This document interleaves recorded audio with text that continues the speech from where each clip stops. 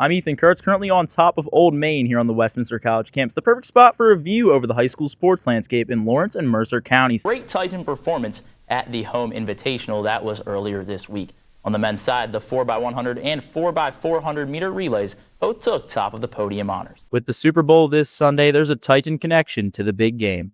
In New Wilmington, I'm Ethan Kurtz for WCN's Titan Town Sports. Those games delayed due to weather, but there was perfect weather on the green for Ben Kelly, who played 9 holes and caught up with junior golfer Katie Rose Rankin. I'm Ethan Kurtz, live in New Wilmington from Westminster College with the Undergraduate Research and Arts Celebration. Alongside me, Josh Furman. Josh, can you tell me a little bit about your presentation here this morning? In 1941, Westminster compiled a 20-1 regular season record, earning them an invite to the NIT held at Madison Square Garden in New York. A 3-time All-American, a 2-time PAC champion, and a back-to-back PAC Defensive Player of the Year. I'm feeling very festive, Braylon. Snow is falling outside. We have our Christmas suits on. We've got a special surprise at the end of this episode, the last episode of Season 2. A whole lot to be excited for today. Today, it might seem unbelievable that a small team of Titans could hang with the nation's biggest and best. With that being said, that's just the magic of March. It's full of madness. And in 1941, the Westminster team that finished with just 2 losses had a season that was absolutely absurd. For more on the high school sports scene, Ben, let's take it back over to Old Main, the perfect spot for a view over the high school sports landscape in Lawrence and Mercer County. It's myself, Ethan Kurtz, with the view from the tower. Everybody at home, do it with me. Let's get right into it. That's why Westminster athletes settled on Division III athletics. I'm Ethan Kurtz in New Wilmington for WCN's Titan Town Sports. That's all for this week's edition of The View from the Tower. I'm Ethan Kurtz in the tower in New Wilmington for WCN's Titan Town Sports. Titan tradition remains true for Braden Timmons even after his time in New Wilmington. He'll look to take those lessons he learned from Coach Benzel and Westminster to Kiski Area High School, who are looking for their first winning season since 2021.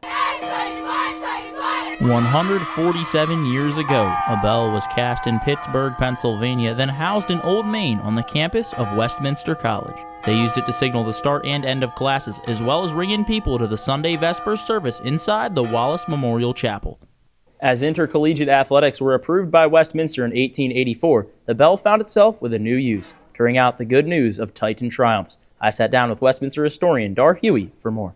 When I was in school, when we were winning in the fourth quarter, the little kids from town would race up to Old Main to be the first ones to get to the victory bell. They'd open that door and pull on the rope and ring, and you could hear it down at the field house. It was really, gives me goosebumps. It was very cool. Becoming a staple to the rowdy atmosphere of Titan fandom in the 20th century, backed by a football program that won 6 NAIA national championships, the bell received a fitting new nickname, the Victory Bell. The bell's legend even worked its way into Westminster's fight song, still remaining unchanged today.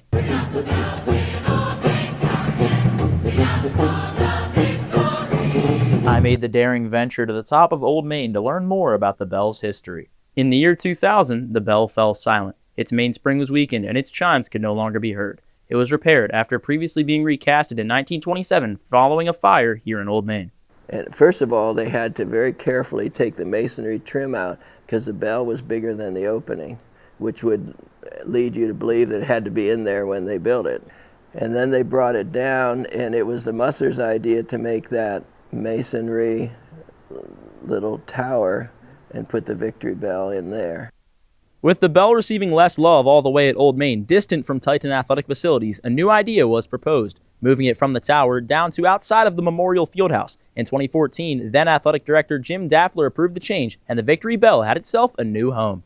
Interesting thing about the bell now is there's no rope that you pull on now. It's a remote control ring which to me, I understand the modern era, but there's a lot different going up there and pulling that rope and then pushing a button on the remote control. Many Titan athletic teams still relish in the glory and history of the bell, ringing it after wins. We started ringing the victory bell after every home victory last year when our season took a turn for the better. It was a tradition that our alumni coach Bria Braddock started, and we like it a lot. I wish that everybody rang it, and even if you come back from a away game, I hope you'd gather out there and ring it, because it's a nice piece of Westminster history. While its location may have changed, Westminster's Victory Bell's purpose remains the same. Whether it's a button being clicked or a rope being pulled, the music will always signify a Titan triumph. I'm Ethan Kurtz in New Wilmington for WCN. New York City, the world's capital, the city that never sleeps. Home to a breathtaking skyline and magnificent architecture, including a pair of towers. the World Trade Center. On September 11, 2001, in the most horrifying attack in American history, a plane crashed into the North Tower at 8:46 a.m., followed by another that struck the South Tower at 9:03 that morning. A third plane hit the Pentagon in Arlington, Virginia, and a fourth, that's destination was unknown, landed in a field in Shanksville, Pennsylvania.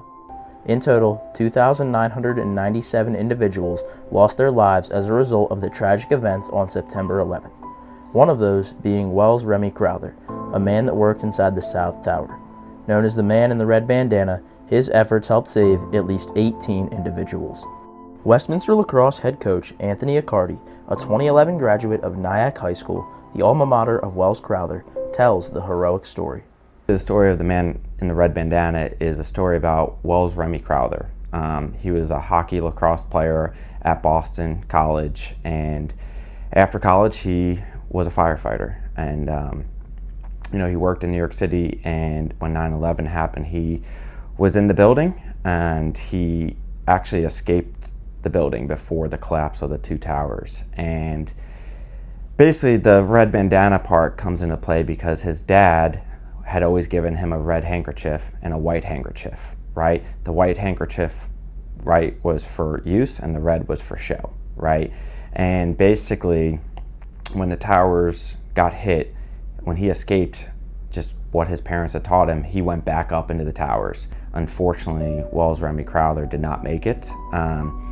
Basically, weeks, months after 9/11, stories were coming out of this mysterious man in the red bandana, and no one knew who he was, right? And the individuals that were saved kept talking about this figure who was just wearing a red bandana who saved their life. And Mr. and Mrs. Crowther heard that story and instantly knew that it was their son, right? Because his dad had always given the red handkerchief. When I was in high school at Nyack, every year during the lacrosse season, Mr. and Mrs. Crowther would come out to our lacrosse practice and tell the story of her son, right? And they would always hand out red bandanas to our entire team. So my entire high school lacrosse team would wear these red bandanas under their helmets every single lacrosse game.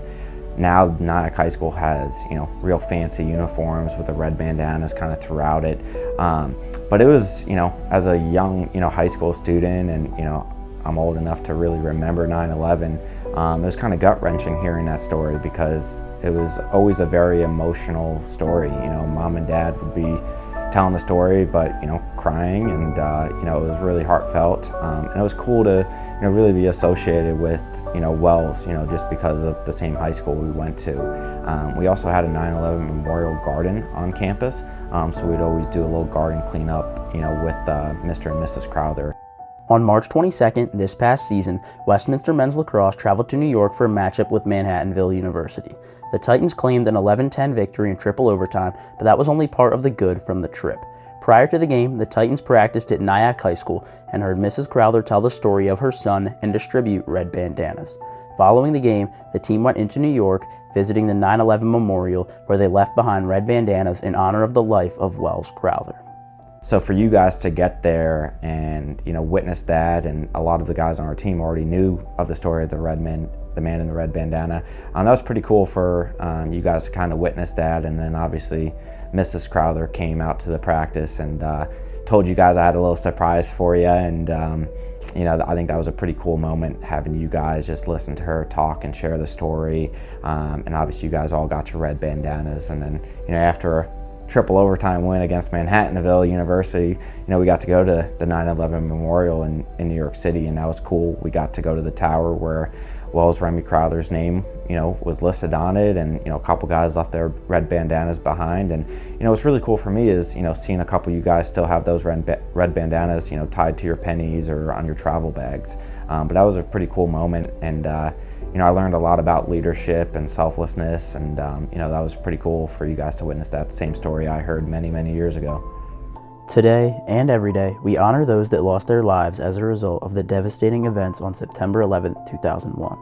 We thank those first responders and citizens that gave everything, like Wells, to help others. On the 24th anniversary of the attacks, we still aim to never forget.